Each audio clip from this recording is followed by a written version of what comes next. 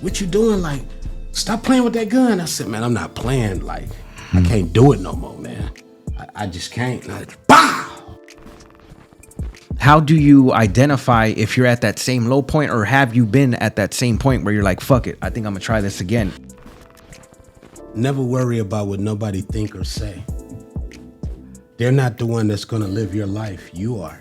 Right. Yeah. Something happened to you, their life is gonna continue. A lot of people be going through what they going through. Yes. Instagram makes it look good, you know. Everything makes it, Instagram is an illusion. But here's the thing. Let's talk about any of them. At least one. But I want to talk about that particular one. That particular one. There was one. But that would mean a lot to me. It's going to be on my mind. Oh, here we go. I can pull it up right now. I'll pull it up right now. I got you right now. I know which one I'm talking about. There we go. I know which one I'm talking about. Let me know. I want it to be the exact one. I was the one. Cats used to have my name hit up on their wall in their neighborhoods crossed out. So even in my neighborhood, you know, not everybody agree with what I'm doing because I'm doing it positive now.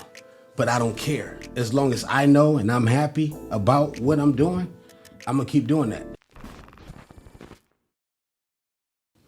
Yo, welcome back to the Reentry Network Podcast. It's your boy Yak. It's your boy T. And we got someone else with us too. Y'all might be a little bit like, huh? Who's that? Right. So we obviously have a story behind as to why we got homegirl Katrina on here. Yo, let's give her a round of applause though for even being here, bro. It takes a lot to be on camera with all these lights. It's our first time really hosting a podcast, but the reason why this came about, actually, I'll leave it up to you to talk about how this came about and why you're on here. So, PV Jobs had the opportunity to go to No Jumper and visit the whole podcast. How he's doing it solo and how he started it off. So actually, it was a tour for No Jumper, and while we're there, we met a whole lot of people. It was dope, a whole dope. But we actually had a sit down with one person. Who is that? What person was that? And that's OG Cuicide. In the building. OG Cuicide in the building. So he actually sat us down and basically chopped it up with us and basically told us what did we want to do in life, what was our goals, but individually. And when it came to me, I said I actually want to start podcasting. You know, I want to do my own podcasting. I want to get it going. And he said start that today, like today. Keep going and push it to the furthest you can. And matter of fact, I'm gonna be the first person you interview. So actually, he gave me that opportunity, and here we are. Yeah. She was like, that was real, though. So thank you for the great opportunity. I'm a man of my word. Yeah, you is. Oh, yeah. Yeah, that's fire. That's fire. Yeah, I actually saw the video on Instagram too, and I saw the way you sat everybody down. You made it a peaceful circle, like let's all get together and let's actually just have a conversation. Yeah, and you went down and asked each person about their goals, like what they want to do. But that's great. I didn't get a chance to see that in person, but hearing it and the way they explained it to me, I was like, wow, yo, OG Cuicide is really being able to touch some of these kids and, that's and what work it's with about, them. man. We can't forget about the youth, which a lot of people do. Mm-hmm. You know, if you forget about the youth, then you're forgetting about the future. That part. Straight out. And the future is where it's at. Even these youth that, they are the future. Mandatory. Literally. Yeah. Yeah, no, definitely. I want to thank you too. I seen that, and you know how many times, we're in a little setting like that, and a dude may not know that he has that type of influence to shake some dude's hand, and it's impactful, So all the youngsters came back cheesing after that, you know what I mean? So right, everybody was cheesing. But when we were there, somebody asked you, I think, how did you get the name? Yes. You said you shot yourself in the head, and yeah, I'm actually a suicide you survived survivor. that, yeah. Yeah, when I was 22, dope. I actually shot myself in the head.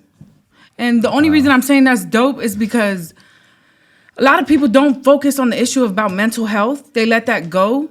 And I feel like I want to bring that onto the light. Like, what was going on in your head when you shot yourself in the head? I mean, I was 22. I was homeless. Life was real bad, at that time. And, no real guidance. I had the streets, but no family structure around me.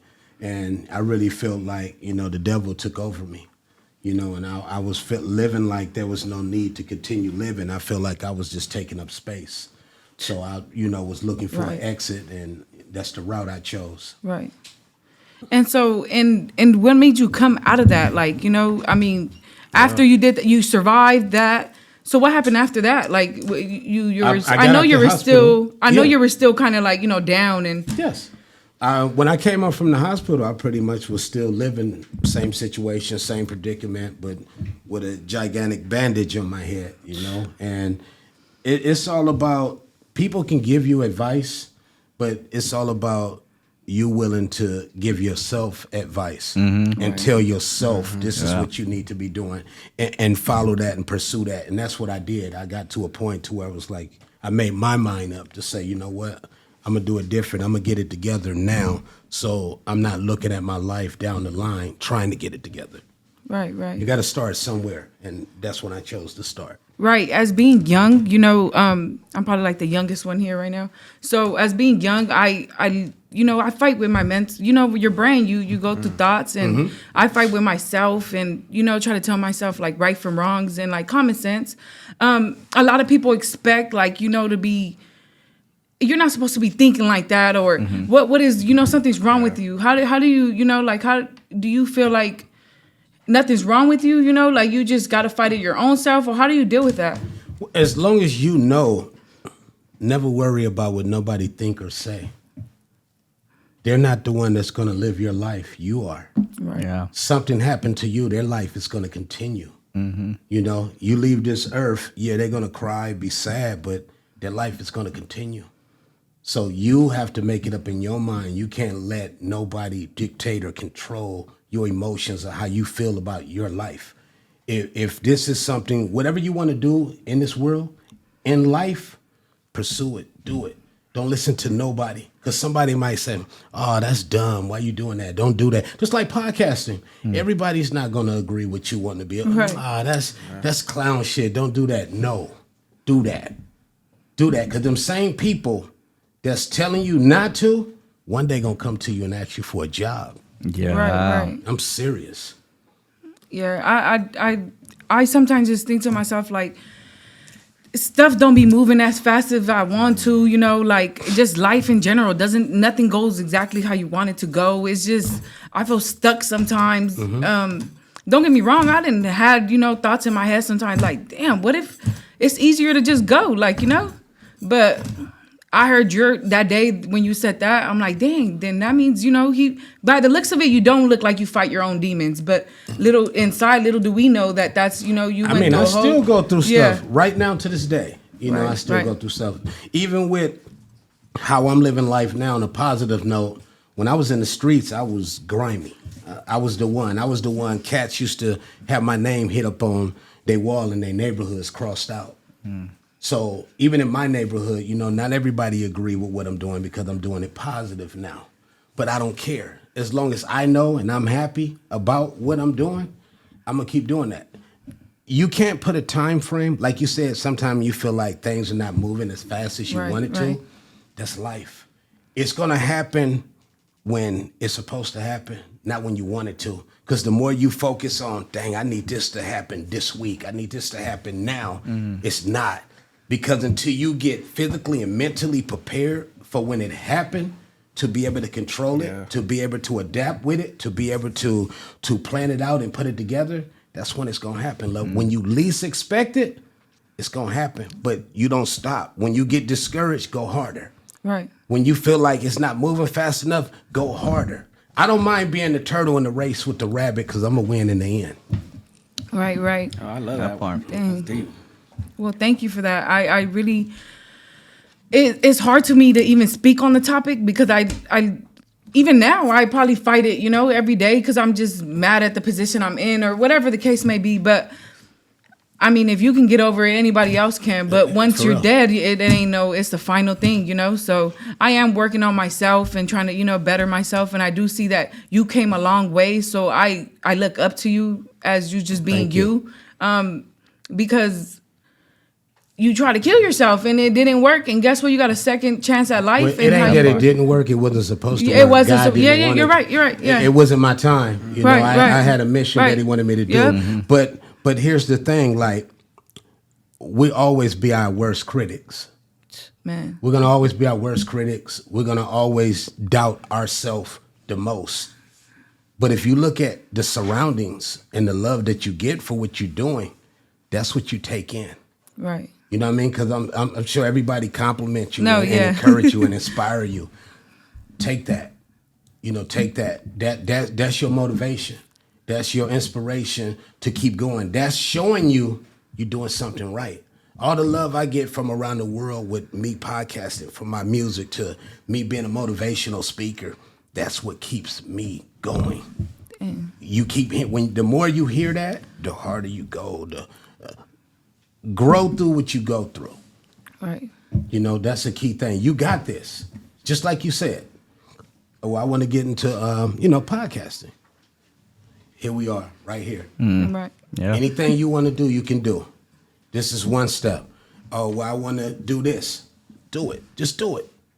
Just do it. We don't always know what we're going to get out of something, but we always got to just dive in here first. Right. And you work around it, you build around it. Nothing's going to always be perfect. It's just not. Life is not meant to be easy. So definitely don't expect it to just be smooth sailing like, oh, this is, no, we're going to go through struggles building it. We're going to get frustrated. It's going to be confusing sometime. But as long as you never stop is the key thing. Keep putting one foot in front of the other, moving forward. Only you can stop you. Remember that. Right. Thank you. You're very welcome.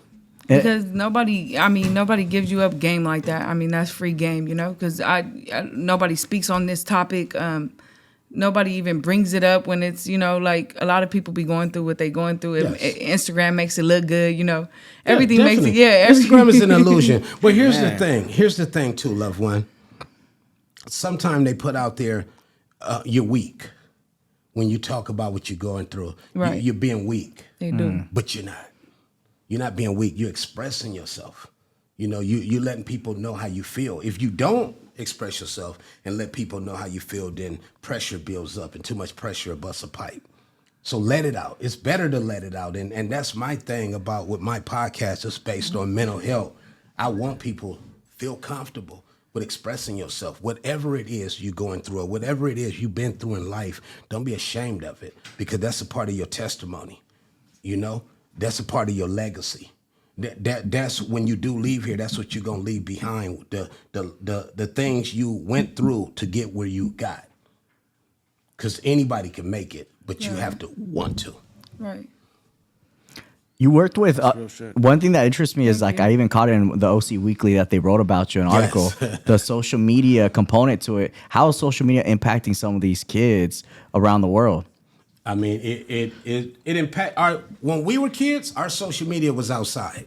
Mm-hmm. Right. That was our social media, not on the computer. Right, because I've said this several times. Like, we really have to make sure, to the people with kids, we have to make sure we're in our kids' life and stop letting devices raise our children. Right. Devices are becoming parents. Yeah.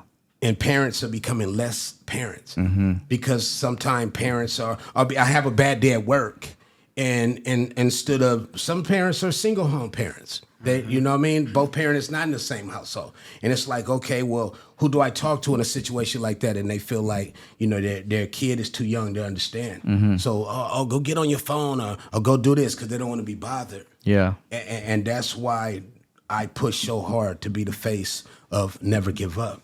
And just to show people, like, you can get through it, and build outlets where people can actually come to and experience or see someone. Like, the people I bring on my podcast are people that have been through something. Yeah. I want to take whatever it is they've been through and put it in front of an audience. And in front of that audience, there's going to be people that say, I've been through that. Or I'm going through that. That part. Okay, that's how you got through that. Well, let me try it. No, everything's not going to work for everybody, but you got to start somewhere. Yeah. Right. Straight out. 100%. And we see this too with these kids. Like, even I myself, like, if I have nobody to talk to, the only person I'm talking to is a screen, right? And then who's talking back? Someone that is just saying stuff. Yeah. And making you feel bad and bringing you down. Yes. I don't know if you feel the same way, Katrina. Like, at a young age, both of us, like, just referring to that, like, it just puts thoughts in our heads. No. Instagram does take a toll on, everybody. I think it's just, it just social media, period, not just Instagram, but social media. I mean, you live up to something that's not. It just, you live your fake lives on there. You make it look good. You can be anybody you want Yeah, to be. yeah. Oh, God, yeah. Be anybody you want to be with a filter. Yeah, right. Right. It's a filtered life.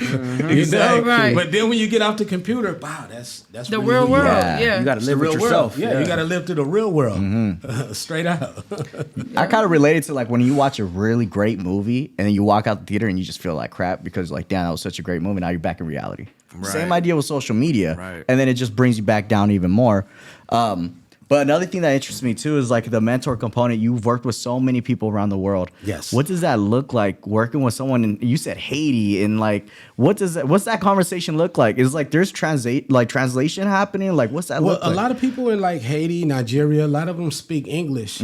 And when I get people from these countries and third world countries, Russia, you name it, that reach out to me to where their life is terrible. Like it's bad how they live, no power. Like it's bad. And then for them to reach out to me and tell me my life story, inspire them to keep them to want to live. Because some days they don't have anything, no food, no nothing. They one kid from Nigeria. I help their family every month. Yeah. I send them money every month. Just $50 or whatever it is go a long way. And For that them. goes a long ways out You know there. what I mean? Yeah. It's go a long Awesome. way. But you know what I mean? The kid, he told me like sometime he have to go out and like fight, to make money to take care of his mom, his dad, and his sisters, and if you don't win that fight, you don't win that money. So you went out and you fought and you come home with nothing. Like that's a cold feeling. That's like getting beat up by life. And just seeing how they live. And like I said, when they reach out to me and just tell me how my story helped them and give them hope and make them, it make them realize like, I'm going to figure it out. I have to figure it out. I'm going to figure it out one way or another. That's powerful. It means a lot to me. It means the world to me to see that, to hear that. Right. It does. It gives people hope just to let you know you do get your stars for that because you're here, you're living, you're telling your story again, and people look up to you. You have a lot of faces on you, so just keep it going. And I don't do it for a pat on the back. I don't do it for money. I see that. I mean, I really do it. That's Just like with genuine my to you. with my podcast, right now, it haven't reached the 4,000 watch hours or anything like that to where the revenues start coming in. Right. But I'm not gonna stop, because there's no revenue came in. I'm not gonna stop. I use my own money to come down to to do my podcast, gas, food, or whatever it is that I need because I believe and stand on. I'm here for a reason. God kept me here for a reason. And it took me years to really realize this is my calling. And I'm going to live up to it straight out. Right. No, I love it because you know what? It's I don't know. It's a little hard when you got to think about, do I really want to invest this in it or not? You know what I mean? But when you're doing it for you, it's a whole different story. You move mountains when it's your decision and it's not motivated by anything outside of that. You know what I'm saying? And the way I look at it, it's not even about me no more. It's about the people. Yeah, that It's about the people, man. Because without the people, who am I? Right. I'm just me in this world. Yeah. That's true. The people motivate me. Getting all these messages from around the world that inspire me. That motivate me. That's the gas to keep me going. Right. Like, okay, I'm doing something right. I could remember I used to live a life where I didn't want to do nothing right and done a lot of the wrong things for the right reasons. But now I all the way right. Everything I do is legit. And like I said, not for a pat on the back, not for no money, just because I want people to see, to believe, to understand. You're going to go through something. Life is just not going to be easy. It's just not. If life was too easy, if life was easy for everybody, that'd be too much like right. Yeah. It'd be a miserable world because everybody it'd just be a miserable world. It's just easy for everybody. Like, well, where's the struggle? The struggle is what keeps you going. You got to get through that. That's like a test in life. Those are tests. Struggles are tests that are put upon us in life, and we have to maneuver it just like a treasure map. You got to maneuver. You got to find a way. Okay, I'm going through this struggle where if I do this, this can help me over here. And if I do this, this could help me over here. And at the end of it, you're going to bring it all together. And eventually it's going to be like this. Just like you said, sometimes you get, frustrated, or it's like, wow, it's not happening when I want to. But I promise you, loved one, you keep pounding. That's like a nail. You put a nail on the wall and you hit it with a hammer. You keep hitting that nail on the back of that nail. Eventually, it's going to go in that wall. That part. Yeah. Same thing, loved one. Just keep pounding, keep putting one foot in front of the other. Watch. And thank you for believing in me, for real. And I never got no opportunity like this. I just literally I said, okay, well, if he's willing to do it, I'm willing to go with it. And so here I am. Yeah. When they called me, I said, I can't stop. Yeah, I'll be there. But here's another thing too that I also want you to know, and to everybody that's watching, this is a key thing about life too. Don't live a life trying to make everyone else happy. That's not the life you want to live. Yeah. You want to live, people are going to be proud of you or whatnot, but you want to live a life making yourself happy. Right. Because if you live a life trying to make everybody else happy, you're going to depend on that. Right. And then when they're not happy, then you're going to shut down. Oh, I'm not happy. I ain't happy. You're not making us happy. Yeah. You're going to shut down. You're going to freeze up. Yeah. You don't want that. You want to live that life looking in the mirror, making yourself happy. Self-love. You happy, everybody else going to be happy for you. But that's the key thing. Make yourself happy first. Right. For real. I will. For real. I will. I'll keep going. I ain't stopping. You know what? Happy is like a key word that you brought up, and it kind of reminded me. Recently, PB Jobs took some kids to a Know Your Rights camp. I don't know if you heard of it. Colin Kaepernick's doing this thing where now he's like implementing this education part and like know your right to be free, know your right to be healthy, know your right to how to work with police and stuff like that. It's wild. But one of the things they brought in an artist, and he was like, "What does a world look like where everyone's happy?" And so I want to ask you that question. What does a world look like to you where everyone is happy? Everybody's not happy in the world. That's false. Just the reality of it. Yeah. That's an illusion. Everybody's not happy. So you mean to tell me, like people in Haiti, Nigeria, Russia, around the world, third world countries, they're not happy. Everybody's not happy. You got to find your happiness. You got to create your happiness. Mm-hmm. It's not money. You got to be happy without money. Because if you be happy about the money, then the money gone, you're going to be miserable. Yeah. That makes sense. You're going to be miserable. The money gone, my life is over. The world is over. I ain't got nothing. No, be happy. Build happiness amongst yourself. And then everything else comes around. Don't be happy over materialistic things. You can't. That stuff will make you and break you. Right. Oh yeah. Be happy in real life. This shield that you have, that you live in temporarily until you leave here. Be happy in that. Right. But the world ain't happy. There's millionaires that's not happy. Billionaires that's not happy. So the world's definitely, everybody in the world's not happy. You got to find your happiness. Some people got happy off the money. And then once they got all this money, it's like, okay, well, what do I do now? I got all this money, but my life sucks. Because they didn't build happiness amongst themselves first and then bring everything else in. Right. I see that, and that's tough, man. That's the hardest thing to do, bring happiness. It's for anybody. It takes years to find what you want to do, and it sucks that people have to. I think that's part of the problem, right? This shit just takes forever, and life. You only get one of these bad boys called life, and sometimes shit just doesn't unfold the way you want it to. You got to figure these things out, and these when you fall, it's a life lesson, and you just don't realize this shit though till you're like, damn, I really learned some shit from that. You know what I mean? Sometimes you may say, okay, I wanna do this over here. But this is not really what you should be doing. You should be doing this over here. Man. You got to find out what it is that works for you, because everything works different for everybody. Yeah. And whatever it is that you do, if it makes you happy, that's what you should be doing. If it makes you if it pisses you off all the time, then try something else. Right. No, because definitely. you're kind of like forcing yourself here, when all your happiness is sitting right here waiting for you. But you don't know that because you're so focused over here, and you got to try different things. That's why I live a life like with octopus arms. You know, I'm everywhere. I'm everywhere. I bring my happiness in from everywhere. But my key thing is, you know, my kids, my grandkids, and what I do with mental health. Just showing people like, look, man, I was born in a bad life.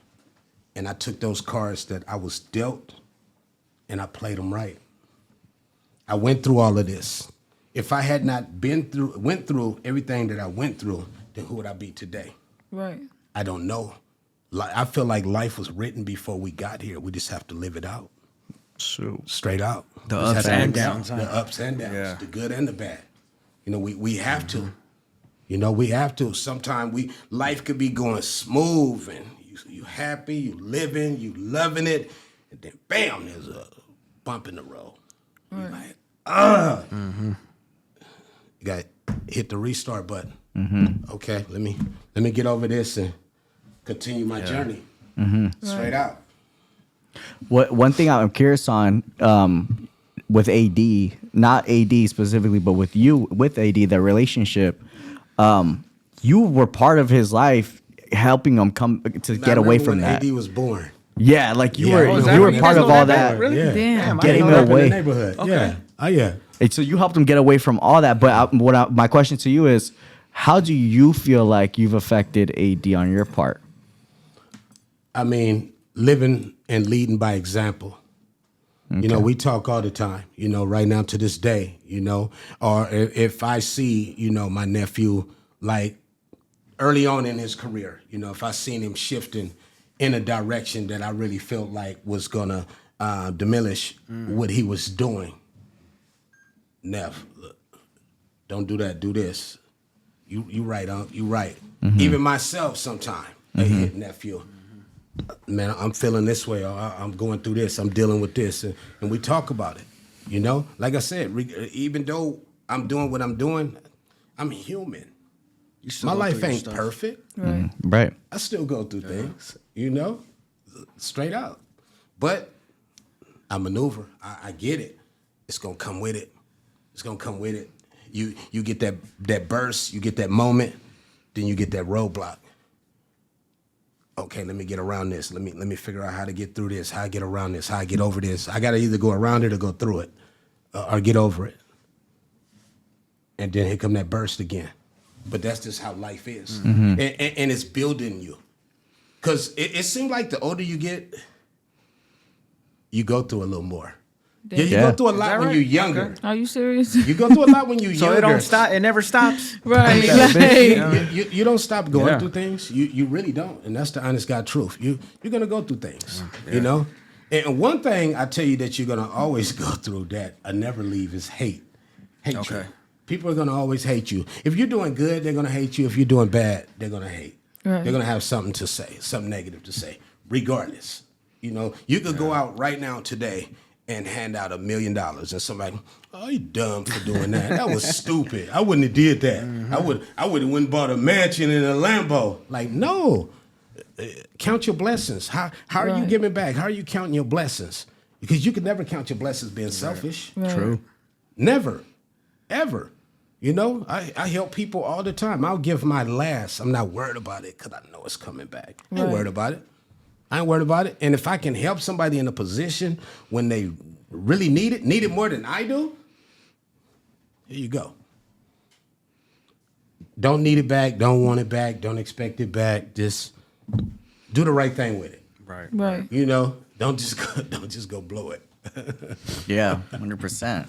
So did you start thinking about this when you were older, or did you have the same mindset when you were younger? Or Well, when I was younger, like I said, I was messed up. You know what I mean? When I was younger, I was living that street life, you know. That was all I knew, you know, hustling and that street life. I wanted that name in the streets, you know, and I got it.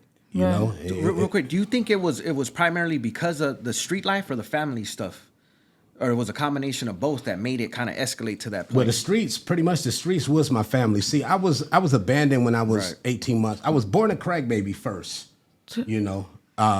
Then I was abandoned in an apartment when I was 18 months took by Children's Services and the authorities, placed in a foster home. The foster home I grew up in, Miss Price loved me. She was older when she adopted me. As she got older, as I was growing up, I was bringing drama to the house. To that path. You know, like never bring drama where you rest your head. Yeah, at, yeah. I was just so active, it meant nothing.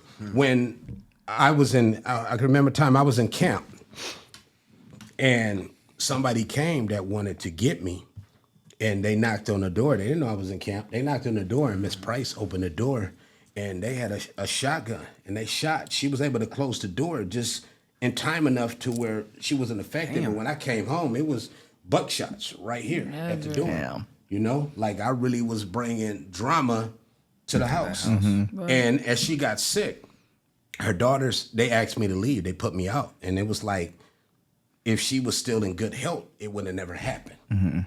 And I used to be mad at them. Like, I hated them because, I mean, I know what it feel like to sit out all night in the rain, sleep in cars. You drive the car around for you know what I mean, a few minutes, and then you park somewhere, make sure the car's warm so you'll be warm because it's cold. I done slept in garages. I done slept at the homie houses. I done slept on porches. Like, I really know what that feel like. And I used to be mad. And it's crazy because there was a time when I was homeless, and Miss Price's grandson that came to me because Miss Price, one of her sons, had took a loan out on the house. With her knowing? Without her knowing. Man, I was about to say that's Without her a big knowing, deal. he took a loan out. I guess he took her to the bank. You know what I mean? Took a loan out for like $80,000. The bank pretty much was finna take the house. One of her other sons, they offered money to everybody. One of her other sons, he took the money.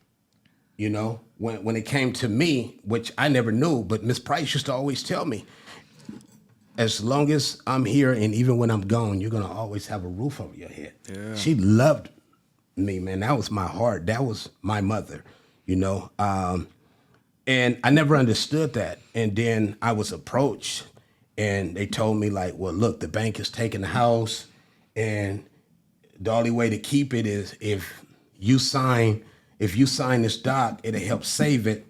Or I could have went to the bank and got cashed out. You know, but I love Miss Price so much, and I was homeless, and I needed that money. You know, 40 bands. Let me run with it. Let me run with it. You know, I could have been cool for a minute. Yeah. But I love Miss Price so much.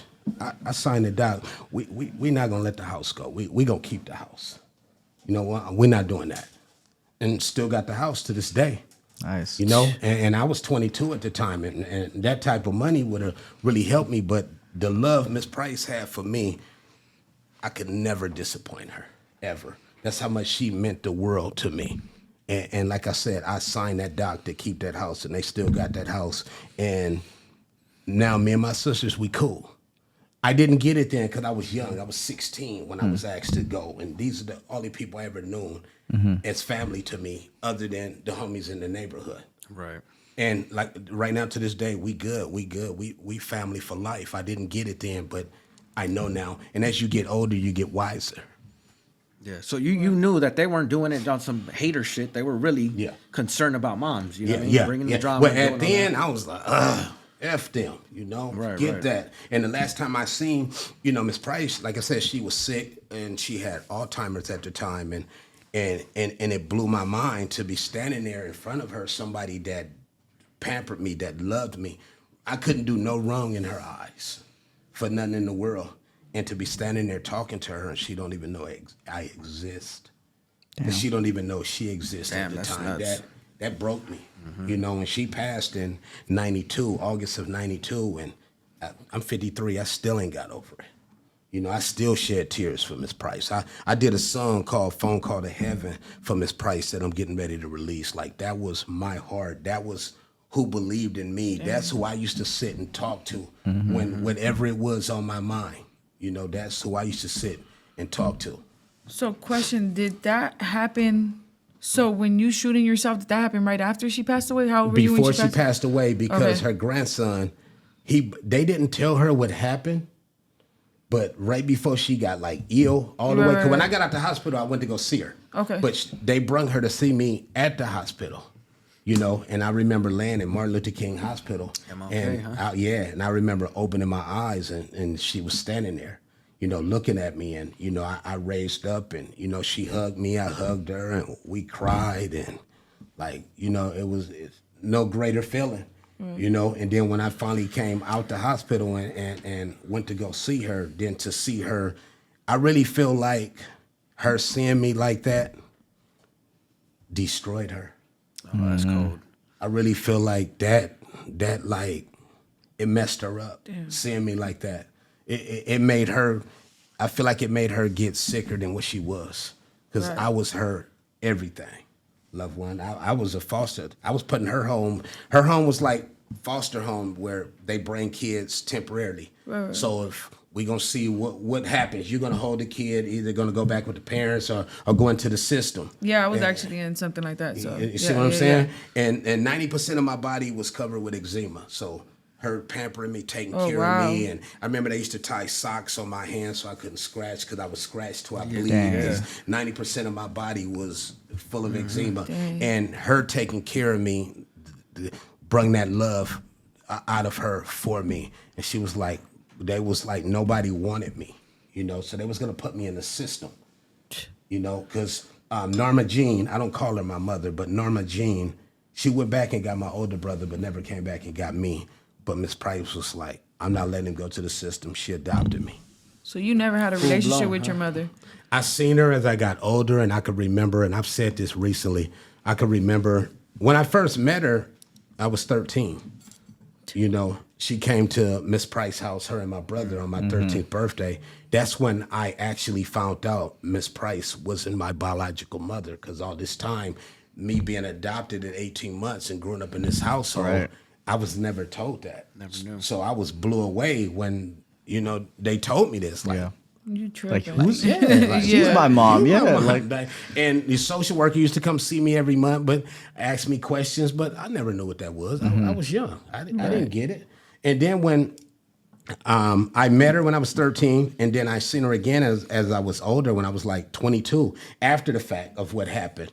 And I could remember her standing in the middle of the street telling me that she loved me and was crying, and I mean, I had no remorse. Yeah. This is Norma telling you that. Yeah. Okay. I had no remorse that you love me, and how you love me? You don't even know me. Mm-hmm. You went back and got my brother, but didn't come back and get me. How was that love? That's tough. Yeah. You can't love me. You asked her that? Heck yeah, I asked her that. You know, that crying meant nothing to me. Right. Come on, man, I've been through hell.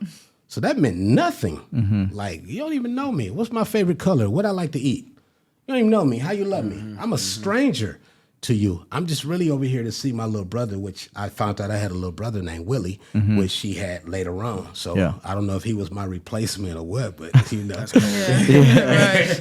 it had nothing to do with the situation. You know, and my older brother eventually, you know, turned little Willie against me. He stopped communicating with me, stopped talking to me, and he used to tell him, "Oh, that ain't your brother," because I used to talk about what I went through in my music. And my older brother used to be like, "Man, you wrong for that. You shouldn't do that. You telling lies." How am I telling lies, nigga? We was a Band-Aid, right? Yeah, okay. Well, everything I'm saying, and this is actually facts. Yeah. Like, where's the lie at?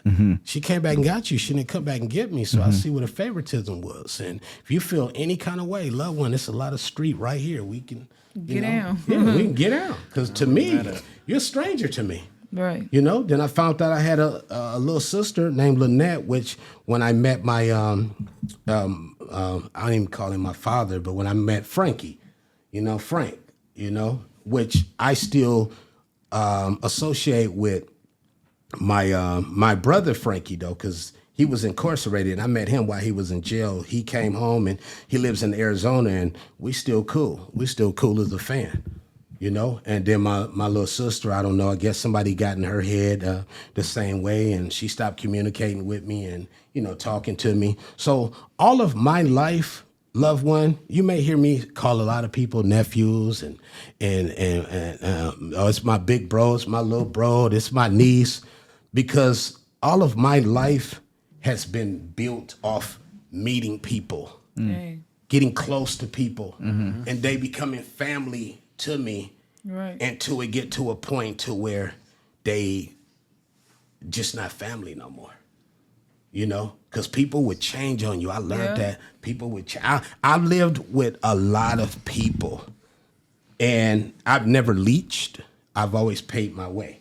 Right. But one thing I learned during the times of being homeless and living with people is when you stop seeing a plate and that microwave or that oven for you, that's cold. That means it's time to go. It's time to go. You know, that's a sign without saying something. Yeah. Right. So you gradually, you know, take all your clothes and you prepare, and I'm gone. I'm pillar to post. I'm wherever I can be. You know, and that's just how life is. But over the years, I've embraced a lot of people, you know, that I've met that was practical strangers, and we became family. You know, and it messes my niece, my nephews, my bros, my big bro. That's just how my life has been structured all of my life. And right now to this day, I still do that because I'm accustomed to that, because I've been doing that since I was young. And that's just how it is. You know, we hang out quite a few more times. It's my niece right here. Straight out. That's just how life is. That's how my life is. That's how I built my family your whole tree. Foundation. Yeah, that's how my family tree was built. Straight out. I mean, and that's probably the most solid people you ever got too. Because family gonna do you the worst, so it don't even. They will. I got people that's family, and like, man, they just don't look the same no more. They gonna be the ones to get you. So, because we're on the topic of family, and I see that Miss Price was like, she was a big impact in your life. If you had her here for 30 seconds, what would you tell her? Man, I love you, and I hug her to death, loved one. And I really stand on this, and I promise this is not a lie. This ain't a gimmick. This ain't nothing made up. If they came to me right now and said, we'll bring Miss Price back, but we're going to need your life, I promise you, here's my right hand to God. I give it to her. I would give it to her, loved one, just to see her on this planet, because who she was. She taught me a lot of values about life. She would feed anybody, practical stranger, off the streets, didn't matter. And when I was younger, I used to be like, ugh, why this bum in our house? Right. Every time I come in here to eat, there's somebody in here. Now, you see? I didn't understand that when I was young. I used to be like, ugh. Like, I'm getting less food, you know? But as I got older and I started noticing and I started seeing it more, I'm like, I get it. That's how I want to be. That's how I want to be. Her ways, like, was embedded in me. Right. That's how I want to be. I want to be this way. I want to help people smile. I want to see people that's having a bad day and change the narrative on how they feel. And that's how I lived. And I learned 85% of that from her, just how she was, how she moved. And she was from Gladewater, Texas. She told me how she used to, pick cotton with her mom. You know, they escaped in 1955 and came to California and was able to get away and change their life. So she taught me a lot of values about life that I'll never forget. I appreciate you sharing that with us, because that's touching, man. And to be able to love someone so much like that, a lot of people don't get to have that love reciprocated. Because she really loved me, and I knew it. You know, it was there. It was no way of not seeing it, you know? Because how many kids has she probably already taken care of, and you happen to be the one that she fully takes on, she took care of a lot of kids. Yeah. You know, when I came there, Carl Means was a foster kid that was still there. Like, that whole little area where we lived, a lot of the homes in that area kept foster kids. Foster houses. Yeah. But Miss Price, her husband, he couldn't stand me because she loved me so much. He used to be like, I can't stand you. Like, I can't stand you either. Smart mouth. You know, we ought to trade him in like Shank do, because our neighbor was Mr. Shank, and he'd have foster kids one week, then you wouldn't see them again. You know, they gone. But Miss Price is like, I'll trade you in before I trade him in. Do you feel like caring about others makes you soft? Like, no, I mean, loving people shouldn't make you soft. Right. Yeah, why should it? You know? Love is love. I'm just saying, because somebody can give you a sob story with it. My mom's like that. My mom would, like, let anybody stay on the couch. If it's space, you in there. I don't care who you is. But I feel like it kind of makes you soft because you be, you know, I can see somebody like at the store Taking advantage of or you or anything. something. I just start crying like, oh my God. Having a good heart is a blessing and a curse. Right. That part. So regardless if they're telling you the truth or telling you a lie, God know the real. Right. He know why you did it. He see why you doing it. You got to go off that. Right. Not everybody that come to you needing something is going to really need it. But if you're doing it from the heart, regardless if they need it or not, whether it's the truth or a lie, still do your part. Right. Always do your part. Do Straight your- out. Yeah. That's count your blessings. Right. You're going to get yours no matter You're what. going to get yours regardless. Count your blessings. Karma is the biggest gangster in the world. That part for real. It's the biggest gangster. Ain't no gangster bigger than karma. And when it come, oh yeah, it tears things down.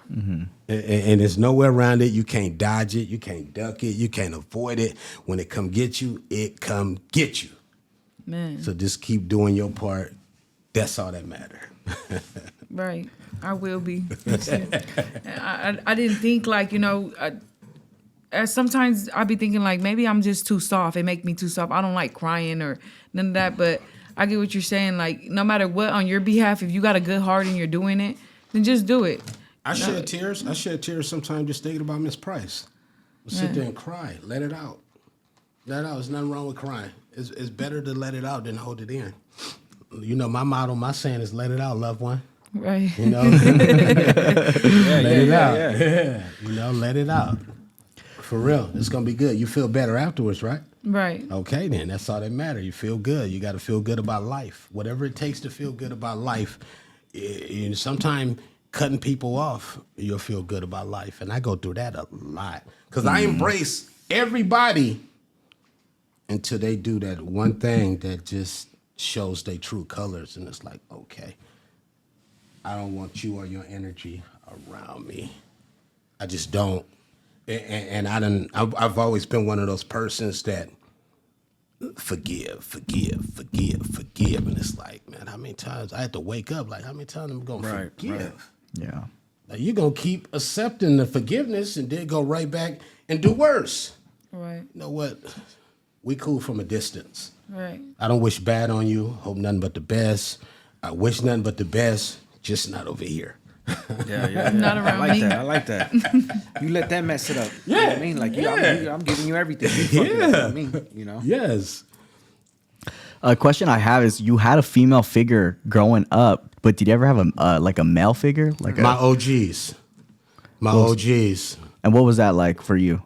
I mean, it was the street life. You know, they was getting money. They was having nice cars. They was dressed fancy. You know, living a good, even though it was the street life. But that right there at 8 years old, seeing that, you know, in the neighborhood, man, was impressive to me. I want to be able to, at that time, to me, that was success to me. That's what I called success. Right. That's what I looked at as success as 8 years old. They got fancy cars. They got wads of money. Right. I didn't know how they was getting it at the time until I actually got involved. And I was like, oh, okay, this how y'all doing this.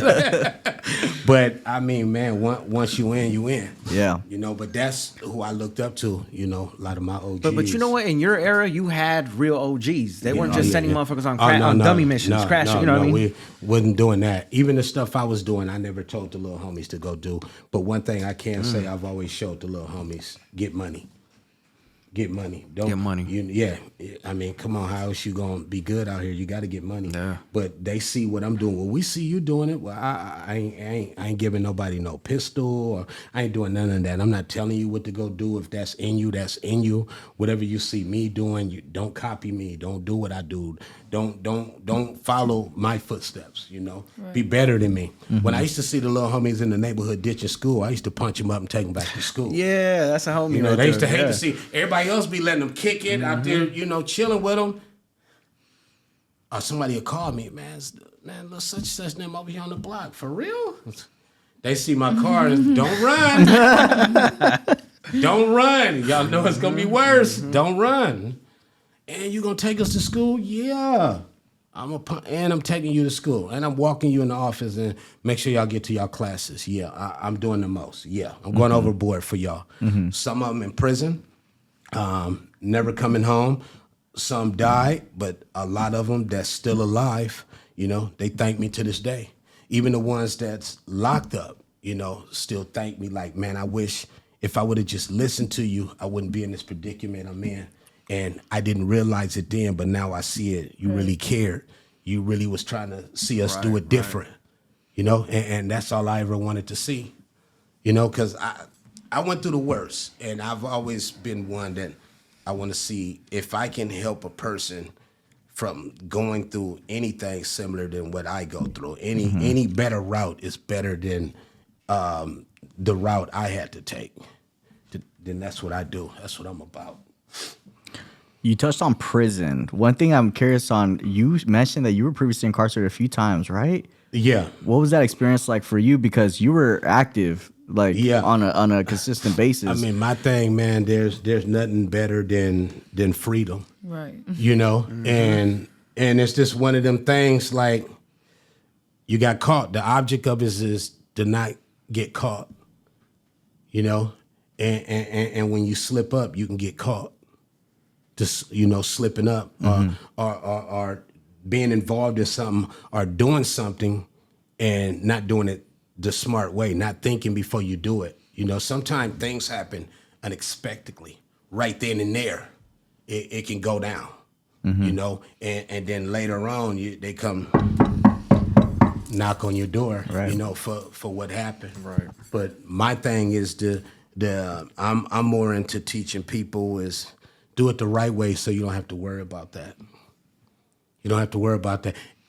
There come a time in life where you got to do what you got to do, but that's not the advice that I give. I get it, but that's not what I get. Right. Yeah. How hard is it talking to the youngsters, telling them that? Because you know, as a youngster, you're like, fuck you talking. You know what I mean? I'm gonna do my thing. I'm gonna go. I don't have whatever. problems. They're receptive to it. Yeah, I don't have problems with it. You know, and it's based on. A lot of time it's kind of based on who the person is. There you go. Right.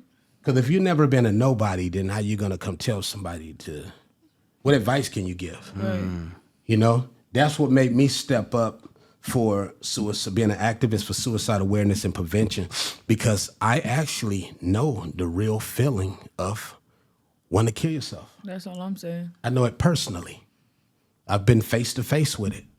I've tried to volunteer for suicide hotlines, and they told me that they would charge me money to train me to talk on the phone. What? Yeah, because at first that's what I was trying to do. Before I started doing this, I was trying to volunteer at hotlines. Hey, how you doing? Broke my story down to them, and like, man, I would like to come, volunteer and get on the phone and talk.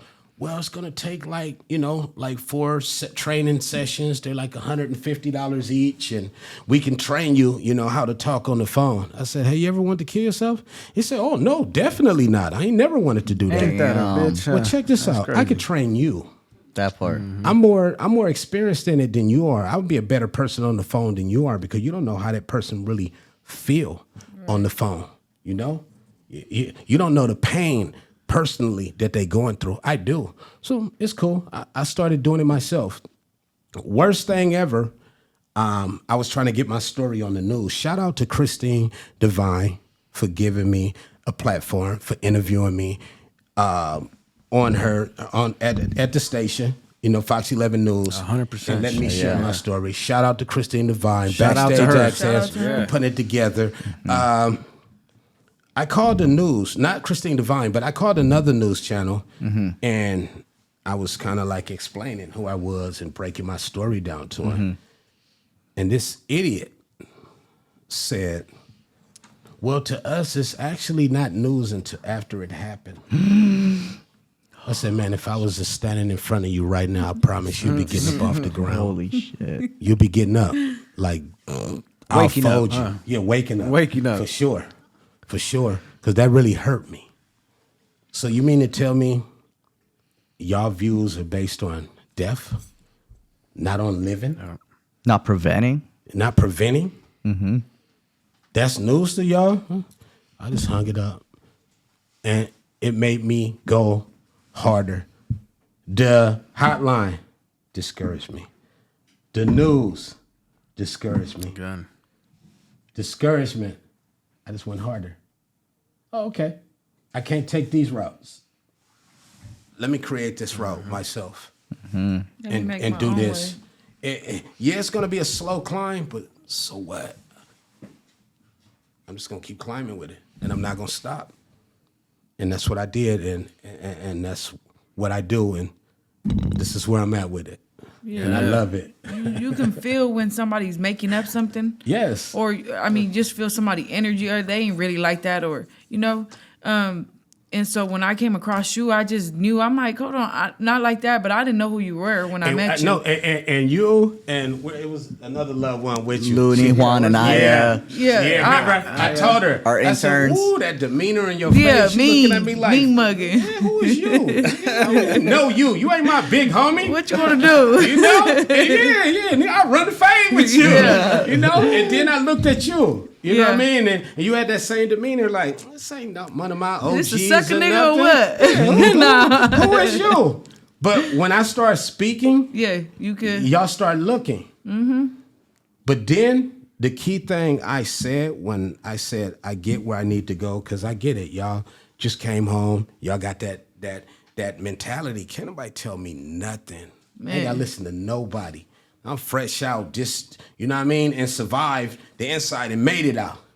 But when I stated about my life, how I shot myself in the head, I read everybody's face expression and everybody was just like. Yeah, you had me. Like, okay. And then I broke it down. Because my thing is, I go through that. When I first sit down to talk to young people that don't know me from the cap on this bottle. So they automatically is going to be looking like, who is you? Yeah, all the time. But I know when I speak from my gut. I speak from my heart. And I mean everything I tell people. And I'll never tell nobody wrong. I lead by example and I live by what I stand on. Hello. It gets to them and they understand it and they realize it like, it's a real one right here. Yeah, even when you said you was gonna do the interview, I said he talking. I even told my homegirl something right now. I'm like, yeah, all right. You know, all these people gonna walk in. You know where we at? They not gonna do no interview with nobody. Like they don't even know who the fuck I am. I'll go anywhere. And I'm by myself. I'll go anywhere. I don't care where it is. You could have been said it's in the projects, in this apartment. Hello. It's gonna be a gang of homies hanging out. Right. You know, when you pull up, but it's cool though. Yeah. You straight. Yeah, I'm coming, loved one. I live on what I say. My word.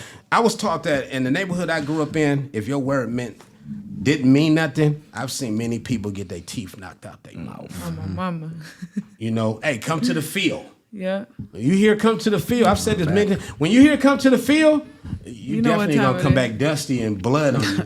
You know what I mean? Yeah, because my word means the world to me. And I learned that. I don't ever want to be one of them guys. Yeah. You know, if I said I meant that. Yeah, you did and stand I'm gonna do on that. it. I'm always stand on it, loved one. Thank you for like I said, I can't stop saying thank you for the opportunity. It's all literally. good. I'm just glad you listened and you was willing to accept the advice. You know, and you did that. Look at you now. Look at you now. What you said? You want to be a podcast? Look at you. And you look good doing it. You fit right here where you're supposed to be. Stick to it. Don't let this be the last day. Right. There you go. Thank you. It's only up from here. That's it. And she said she was only gonna have one question for you. That was it. You know what I mean? Yeah. She's killing it too. She's killing it. I'm like, dude, No, he like She left off the 2 zeros. Right. No, he like yeah, you gonna need a whole question thing. I'm like, oh, okay, like this that type of. And he on the other hand like. Just go off flow. How me and you just be talking. Just go off. You know, we just be like having a regular conversation. Yeah. And it's really cool. Yeah, you gotta just be into it. Yeah. Yes. And you give me that vibe. It's some people that just be like, oh, okay, well, get to the point. You know, like but nah, you cool vibes. Everything about you. Yeah. I'm always like this. That's dope. This is how I am. You know, straight out. That's exciting to see it like that. It's just chill, laid back. Yeah. Chill, laid back conversations. You can get so much info from somebody just by having a basic conversation. I mean, you never know what a person been through until you talk to them. I know and it's wild. It's like I could walk across you, walk literally just right across you. I did not know that you've been literally through all this. You go try to kill yourself, this and that. And you know what? You can find that out just by giving Been a shot a simple couple hi. times too. I got a 223 round in my back. Never. Yeah, you know what? Let's Yeah. talk about that because there was Yeah. a time when you were with your son. Yeah. I was with my son. My son was at the house, Never. and somebody had came through. Not shooting at me in particular, but the same house I grew up in, and something had occurred which caused some beef, and cat came through with a yopper. You know, and we was yopper getting ready to bill. leave, go to the studio. We was getting ready to leave, yeah. And I remember the homie was like, I went in the house because I just came back from getting my son some food. He was 10 years old. He was playing his game. I came back, got him some food. Was like, I'm gonna go back out here to the garage. And as I walked out the door, you know, I remember the homie like, man, who's that right there in the Watch field? that car. No, well, they actually come down like it's a field right there. Oh, And I was okay. like, who's that? Look, walking through the field right there. And you know, I walk, and as I turn like this to look, Never. Damn. Damn. I was hot. All I could think about is my son is in the house. That was the only thing on my mind. And I was hit, and everybody was like, who hit? And I remember the homie was like, who hit? One of the homies was on the side of the house because the bullet went through his back and came out his chest. He lost a lung. And he was on the side of the house like, so when the paramedics got there, they came to grab me, but I'm like, man, go help the homie. I'm standing on my feet. I was more mad than anything. Right. And I have to go tell my son because my son is in the house. So after the shooting stopped, I go to the door and my aunt Glenn, rest in peace, Glenn, he was there. And I told him, I lift my jacket up. It was like I'm hit. And I was like, man, if anything happened to me, just make sure my son know I loved him. And I went in there and I told my son, I said, oh, everything good, son. And he was just standing there looking like shocked. And I'm talking about yopper, it's holes all through the house. Yeah, I can only imagine. Yeah. So he sit down, he was calm, he was cool. And me and his mom, we wasn't together at the time. You know, we wasn't getting along. And I said, you need to get over here. I just got shot. She like, how you got shot and you on the phone? Like, get over here. Right. I'm hit. And she came, and when they told him that I had got shot, it was like, my dad didn't get shot. I talked to my dad. My dad came in here and talked to me. My dad ain't shot, but I couldn't show him that. That's crazy. You had enough energy to keep it together. For Man, that, I was you know? more angry than anything. And one thing about getting shot, don't panic. You know, because when you Bleeding panic, out and your shit, chest start beating harder, your blood start pumping more. More flow out of the hole. Yeah. And then another time I was standing, a gentleman I known since he was young, he had a birthday party, and I had a Hummer at this time, and I stopped over there and slanted it across his driveway. They was all in the garage, and I was on my phone, and I remember somebody said, man, watch that car. And when I looked up, the front window and the back window came down. And, you know, cats, Oh, shit. you know, came up out of there. And I spent and broke. And it was kids out there, but I'd rather take a bullet than let a kid take a bullet. You know, and I got hit in the leg that day. But for the children, I'll take a shell. I don't have a problem with it. And we was good. And thank goodness I had my Hummer slanted across the driveway. It's a big ass truck, man. Yeah. Because the garage was up and there was a lot of people in the garage. This in Compton. Yeah, it's in Compton and typical day. Day in Compton. Typical day. No, literally, it's cracking. Yeah, regular day in Compton. You Yeah. know, broad daylight. You know, probably like 3 o'clock in the daytime. And yeah, Damn. but you know, like I said, you know, here for a reason. Yeah. That part. Growing up in Compton, do you feel like it's different from LA? I mean, to me, it's really not no difference. You know, it's man, war is war. Right. It's cracking everywhere. Yeah, it's It's cracking everywhere. Yeah, I'm you an know, LA baby, people so I get don't murdered in church. Yeah, So yeah. war is war, no matter Sitting in where it's at. McDonald's. Yeah, for real, for real.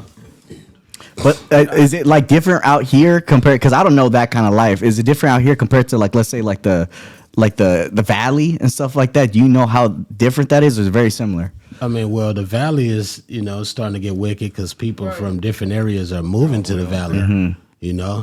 Yeah. You know, one thing I heard about, because when we were doing work in Watts, they were giving people Section 8 vouchers, but they're like, oh, but you can't live here. You got to go out there. You got to use the voucher out there. Yeah, they're giving vouchers for people to move like way out. So they're forcing and pushing it out, and then not but see, that's in Watts. So in different areas, like, do you know of different areas that are doing that too as well, or not?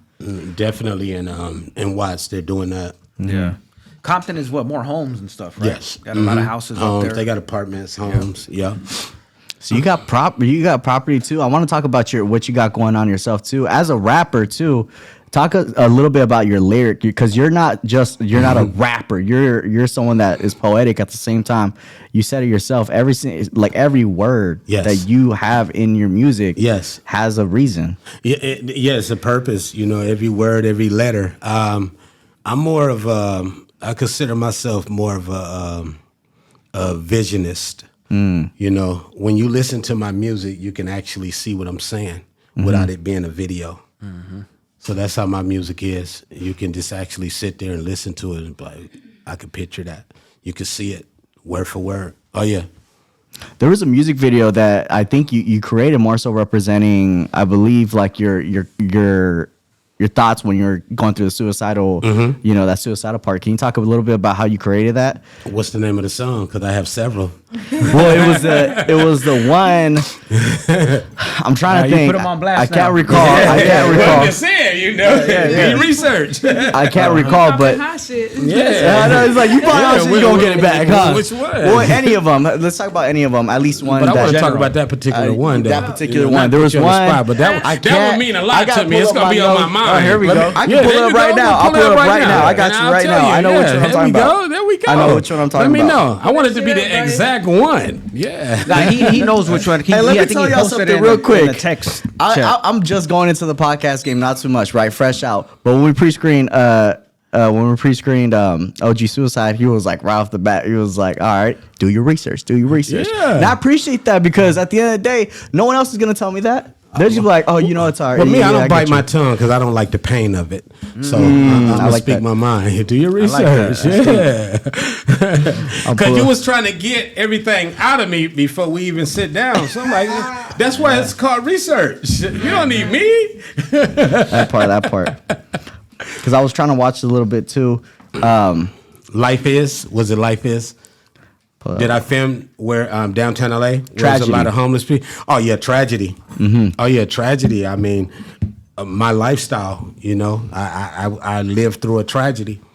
It definitely. You talking about the third verse where I talk about my suicide attempt. So what came when creating these kind of like videos? Like, does it hurt you at all? Like, how does it affect you when you're actually creating it and doing it? I get emotional writing it.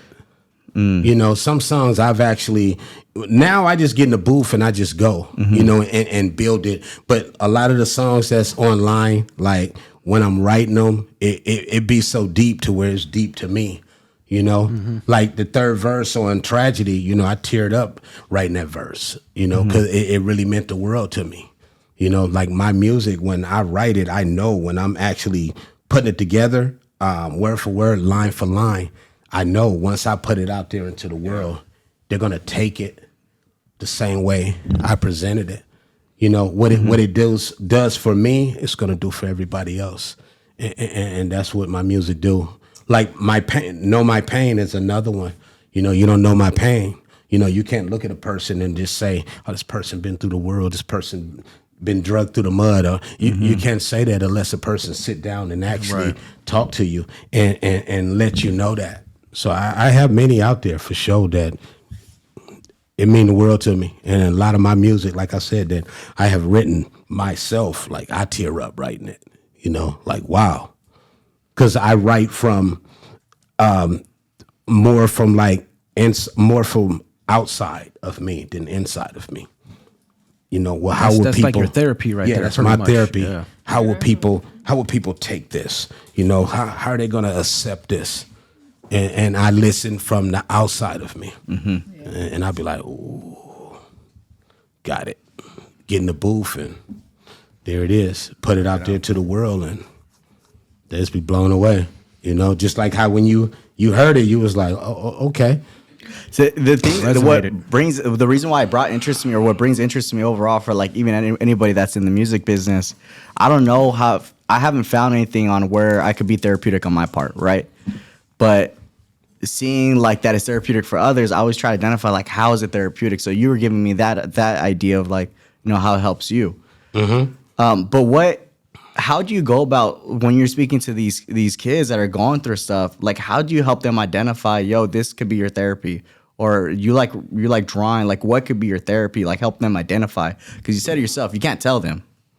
You got to help them identify it themselves.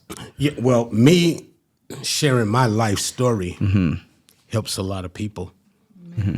And when they hear it, they relate to it. Mm-hmm. See, it probably didn't touch you the way it touched them because you probably can't relate to it because you never been through it. Mm-hmm. You didn't make the cherries and blossoms. Yeah, see, it's going to be different to you. You're going to be like, oh, yeah, I like it, but I don't get it. But a person that actually been through it, they going to get it. Not taking nothing away from you because you haven't been through it. Because I'm glad you haven't been through it. Mm-hmm. And I'd be glad of people that haven't been through it. But the people that are going through it, let's find a way to get them out of it. Get them away from it. Get their minds right. Because if you're not there mentally, you definitely won't be there physically. You know, and both of those go hand in hand. You know, if your mind is not right, then everything else is just gonna fall apart. Yeah, it ain't gonna be. You know, it ain't gonna feel good. It ain't gonna feel you right. Ain't gonna feel good. You ain't gonna be physically right. But when you got both of them coming together, working together, then get it. You know what? One thing I'm wondering about is when you were feeling that way, when that happened, right? That incident happened. You've been through a bunch of several incidents after that. How do you identify if you're at that same low point, or have you been at that same point where you're like, fuck it, I think I'm gonna try this again? If that, or you're just way beyond that. I know for sure that definitely was something that I didn't want to do again. Okay. Because I woke up in the hospital feeling like a failure. Even at that, huh? You know, I feel like I must be a failure. I couldn't even kill myself. Yeah, that's deep. You know, I really felt bad that at that time, I felt bad I was still alive. You know, there were some people that laughed at me, you know, about it. There were some people that probably wished I died, you know. But the key thing was how I feel. What am I going to do? Because it's about me. It's not about everybody else. You know, whether I'm here or not, to some may not mean anything. Whether I'm here or not, to me, means a lot. And if I'm ever gonna be in a position to live better, because if you do better, you'll live better. And that's what I had to make my mind up to. After waking up in the hospital, because after it happened, I remember it was a couple of the little homies there too when it happened. And I could remember it got dark, and then it got bright, like unbearable bright. You're talking about that's like that like out of body experience type of shit, right? Yeah. Okay. It got like damn extremely where I couldn't even close my eyes. I mean, I couldn't keep my eyes open. It was that bright. And then I remember closing my eyes and I opened them again, and everything was like blurry. And then I started hearing voices of, you know, I was in the hospital. I realized I was in the hospital because I'm laying on my back, and I started looking up, and I noticed these hospital lights. And then that's when I started seeing a bunch of doctors and stuff over me. What's your name? Do you know your name? Do you know what day it is? And man, they were scrambling like when you got roaches and you turn the light on, you go in the kitchen to get something to drink, you know? Yeah. But and they was just on it. Man, what's your name? Do you know your name? What happened? Do you know how you got here? And I was just laying there like, wow. Then like they voices kind of just blocked out, and I can just hear myself talking to myself like, damn, like I'm still here. Like, damn, I really feel like, like fuck, I really failed again. Got out the hospital, living the same way. Same scenario. One thing I couldn't understand, somebody had to bring me clothes, but I shot myself in the head, but they cut my pants off. Ain't that a Like, what the fuck? I didn't shoot myself in the leg. You know what I'm saying? Why y'all cut my damn pants off? You know? That's hilarious. Pantless, Yeah. huh? Birthday suit. I didn't That's get crazy. that. I had on a beige Dickie suit. He worried about the Damn, pants. you were banged out too, Yeah, I huh? was Dickie Okay. suited out. Like, what the fuck? Why they cut my pants off? When they brought my stuff, it was in a bag, and I took my pants out, you know, to put them on when I was getting ready to be released, and it was split up the middle. I'm like, why y'all do that? Right. Except if I had a hat on or something or a beanie. Right. Yeah. Like, hey, my head's up here, big Yeah, dog. You know yeah, what I mean? exactly. Yeah. So when you shot yourself, you was by yourself? Or? No, it was a couple of homies there, and it was like 11:30 in the daytime, you know, and I had been thinking about it for a couple of days, and I feel like That's scary. I didn't want to. Who do I Marinating talk on that. about? You know, I feel like there was nobody I could really talk to about it because of the person I was, you know, in the neighborhood, how people looked at me in the neighborhood. I really can say that I felt embarrassed to come to somebody and tell them how I felt, you know, at that particular time. But when I woke up that particular day, I was like, definitely. And it's crazy too, man, because, you know, I ironed my Dickie suit up and, you know, threw it on and I was just like, man, I can't do this no more. That's how I felt. Like I came to the end of my road, and I took the gun out and I clicked the hammer back and I put it to my head. And I remember the homies like, man, what you doing, man? What you doing? Like, stop playing with that gun. I said, man, I'm not playing. Like, I can't do it no more, man. I just can't. And I just, bow. Damn. That was it. And I can remember hearing the homie mom say, what was that? What was that? And I fell. And that's when everything just, like I said, got dark. And then it got bright. And then I woke up in the hospital. Damn. And the only reason I bring it up too is because I'm telling you, I feel like having been shot, you zippered up, so on and so forth. It's one fucking thing after another, it seems. How the fuck don't you go from that to being like, you know what? This shit's escalating again. I'm gonna reach that point. You know what I mean? Or you're able to identify that now if you do get that low in your life or whatever. Well, I definitely You know what I'm won't. I won't. Yeah, and I'm glad you said it. You said I could know be what I. homeless tomorrow. You know what I'm That's saying? right. And That's how I'm I'm feeling. definitely like Yeah. way stronger. I mean the teacher, you know what I mean, can't become a false prophet. Mm-hmm. How am I teaching something and then I turn around like, well, man, All that for nothing. all that for Yeah, nothing. Yeah. Like I stand on this. I really feel like I don't regret nothing I did at all, for none in the world, because everything I did and everything I've been through made me who I am today. But I do stand on, there's nothing that can go on in this world, in your life, ever. I don't care how bad or how worse it gets, or if back against the wall in the corner, need to come out. There's nothing in this world can go on in your life to ever make you want to take your life. Right. Straight up. And I stand on that. I love that. I stand on that. Regardless, yeah, I did it okay, but I'm still here for a purpose to explain and show you I got through it. Yeah, it's like the It got definition better. of it made you stronger. Yes. That's literally what happened. Yeah, I really feel like at that time, like, you know, instead of blowing my brains out, I just compacted them, you know. Yeah, that's right. Yeah. It's something. You know, I what mean? compressed them, made them stronger, you know. Yeah. I can Yeah. think better now, you know. Nah, for sure. So do you have like a mentor now, like that you look up to still, or Good you question. have somebody you Yeah, when I look in the mirror. right? Hello. That's crazy because it has been you. Your journey has always been Yeah, you. my journey has Yeah. always been me. Like, Right. you know, I get in the mirror and, you know, and I always tell myself, I got this. You know, I got this. And you can talk to yourself, but just don't start talking back. Hey, that part. Yeah. Shit, man. Well, with that being said, I mean, if there's anything out there, I mean, even some parting words for Katrina, for the, you know, whoever's watching, somebody that may be going through some shit, you know, if you want to spit some words for them before we, you know what I'm saying? Yeah, definitely. I definitely want to say, man, to everyone out there, loved one, this camera's right That's here. you right there, big I want to dog. say one thing Yep. to everyone, man, and I sincerely mean this from the bottom of my heart. Like I said moments ago, there's nothing in this world that you will ever go through to make you want to take your life. And believe in yourself. Belief starts within self first. Don't get discouraged. Not everybody is going to support you. And don't get mad about that, because I used to get mad because people I loved the most didn't support me the way I expected them to. You're going to get a lot of more support and love and all of that from people you never met face to face from around the world. So just focus on that. Go where the love is. Always go where the love is, because that's what's going to embrace you. That's what's going to make you feel that importance about yourself.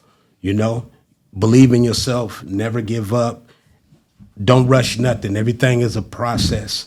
And here's a quote, and you can stand on it. I live by it. A hospital, not the only thing with patience. You can quote that. I love that. I mess with I love that too, man.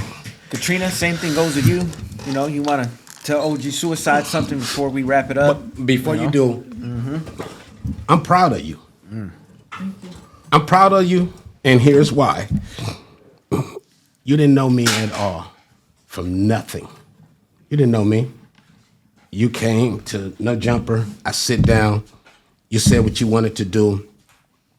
I gave you some advice. You took it and ran with it. And I'm happy that you did that. I'm proud of you for doing that. Believing in yourself. And sometimes all we need is somebody to give us that little advice, to get us further in life, to assist us with starting our journey. Life is going to get good for you, loved one. You deserve it. You deserve it. You're here for a reason. Thank you. You're going to continue being blessed. But the key thing is have tunnel vision, stay focused, no distractions, because them distractions definitely will slow you down. Right. They're pit stops, on this race we live in this world. It's a race. Everybody is in it. No pit stops. You don't need no pit stops to slow you down, to keep you off track, to take you off track. And whatever's holding you back, whatever it is, loved one, it's time now to walk away from it. Right. It ain't you turning your back on it. You just you giving yourself that opportunity, that chance to change your life for the better. Right. Not everybody's gonna be happy about it. So what? As long as you're happy and you believe, like when I told y'all, when y'all came there, y'all got the support y'all came in that room with was impeccable to me.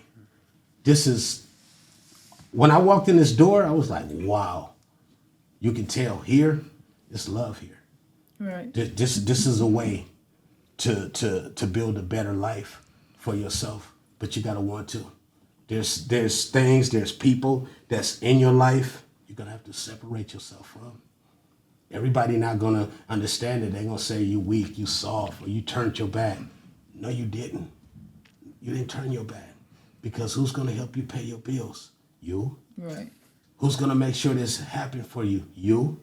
Who's gonna help you build this? You. And the support that you have around you right here in this establishment. And I'm always a phone call away, loved one. I got your back. Thank you. Straight up. Because you don't usually have people that, there's a lot of people that be like, oh, that's cool, that's what you want to do, but you actually like, I'm here for it. You already built your standard and who you are today. Yes. So everybody knows you, but you gave me a chance to get people to, hey, look, this is what she can do, and Yes. this is how we're gonna move about it. Yes. And thank you, I appreciate it. Like No I problem. said, I don't even know what to say. I'm kind of speechless because I literally don't have nobody to give me handouts.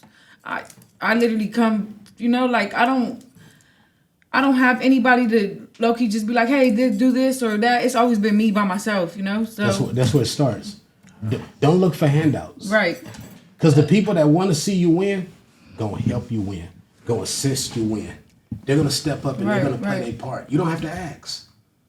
Because when they see you doing it and you putting progress towards it, Right, everybody want to eat now. not even I want to eat, but some people, yeah, Right. When they see you winning, they're gonna. But real love, your real supporters that you have, like this room, Right. the energy in this room feels so goddamn good. It's good energy in here right now. So that means you got the people around you. All you got to do is execute. And it ain't even about a handout. Because when people see you doing something in life, wanting something out of life, hey, I got this. Let me contribute to let that. me Yeah. help you with this. Hey, you know what? I got this. Let me.